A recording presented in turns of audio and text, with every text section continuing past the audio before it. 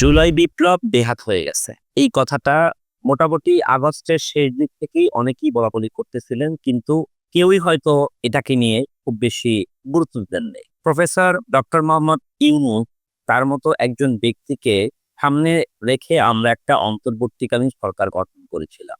সবাই তার উপরে একেবারে এত বেশি আত্মস্থ ছিল যে স্যার যখন আছেন তার মানে আমাদের যে কোনো বিপদ আপদ থেকে শুরু করে যে কোনো সমস্যায় স্যার সবকিছু সলিউশন করে ফেলবে। কিন্তু একটা সরকার কি একজন ব্যক্তিকে দিয়ে পরিচালনা করা সম্ভব? প্রফেসর ইউনূস তিনি তার ব্যবসায়িক কাজে বেশিরভাগ সময় দেশের বাইরে থাকতেন।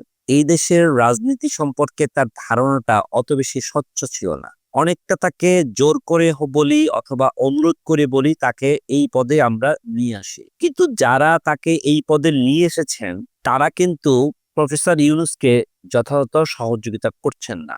আমি প্রথমেই প্রফেসর ইউনূস স্যারের সম্পর্কে একটা তথ্য দিয়ে তারপর আমার বিস্তারিত আলোচনায় যাচ্ছি। পুরো বাংলাদেশের যত নামি দামি ব্যক্তিরা আছেন তাদের সবাইকেও যদি এক করে ওই পদে বসানো হয় আর প্রফেসর মোহাম্মদ ইউনূস একা থাকবেন এক পাশে, যদি এটা দিয়ে একটা দাঁড়িপাল্লা করা হয় তাহলে ইউনূস স্যারের দাঁড়িপাল্লা থাকবে মাটির সাথে আর বাকিরা সব উঠে যাবে।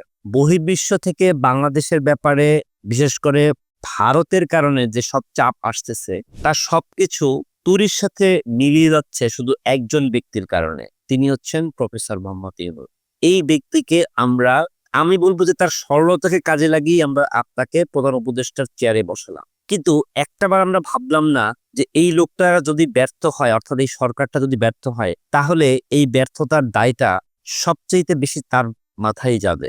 আমরা কি আসলে তাকে দোষী সাব্যস্ত করার জন্য তাকে সহযোগিতা করছি না? এই যে অসহযোগিতার কথা বললাম, এটা কিন্তু শুধুমাত্র যে উপদেষ্টা পরিষদে যারা আছেন তারা না, রাজনৈতিক দল, সুশীল সমাজ, আওয়ামী ফ্যাসিস্ট, এমনকি আওয়ামী ফ্যাসিস্টের বিরুদ্ধে যারা লড়াই করেছেন তারাও অনেকে প্রফেসর ইউনূসের ভুল ধরার জন্য ব্যস্ত হয়ে পড়েছে। তাকে কিভাবে বিভিন্ন রকমের বেকায়দায় ফেলা যায় সেজন্য ব্যস্ত হয়ে পড়েছে। উদ্দেশ্য কি?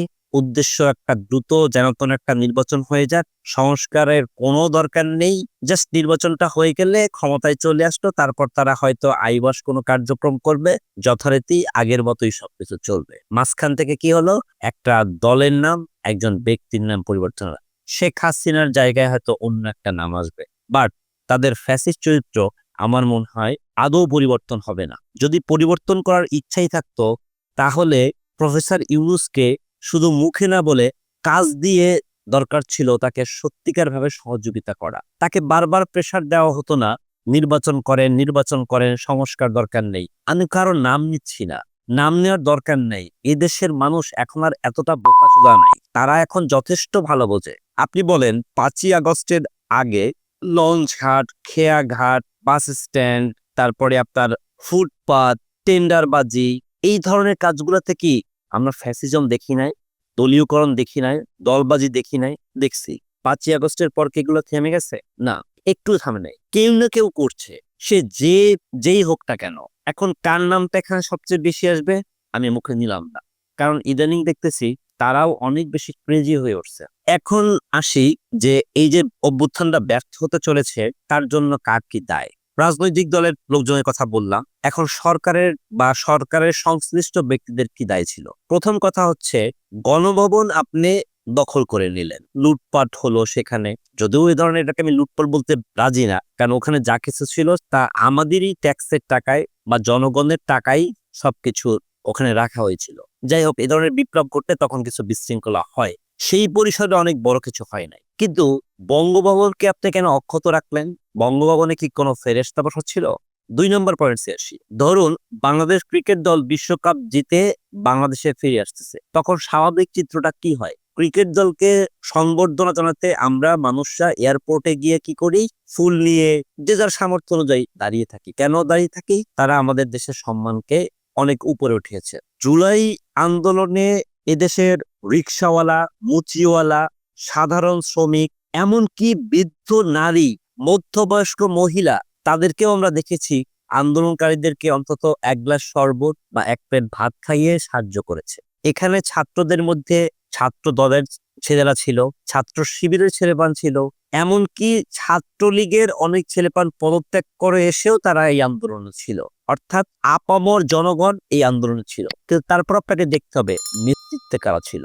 নেতৃত্বে ছিল কোটা সংস্কার আন্দোলনের জন্য যে মুখগুলোকে আমরা খুব দেখতাম, সবার মুখকে দেখানো সম্ভব হয়নি, কারণ তখন সবাই সামনে এলে তো আরো ধরপাকড় হতো। আপনারা জানেন মোট 168 জন বা 163 জন সমন্বয়ক ছিল। সবাই কিন্তু যার যার জায়গায় কাজ করেছেন, সবাই কিন্তু মিডিয়ার সামনে আসেননি। এখন তাদের মাধ্যমেই আন্দোলনটা শুরু হয় এবং সমাপ্তিটাও তাদের মাধ্যমেই ঘটে এবং সফল সমাপ্তি। এই সফল সমাপ্তি যখন হলো, তখন উচিত ছিল কি আপামর সাধারণ জনগণের সবার তাদের কাছে যাওয়া, ছুটে যাওয়া, কারণ তোমরা আমাদেরকে এই 16 বছরের স্বৈরাচারী ফ্যাসিবাদী শাসন থেকে আমাদেরকে মুক্ত করেছো।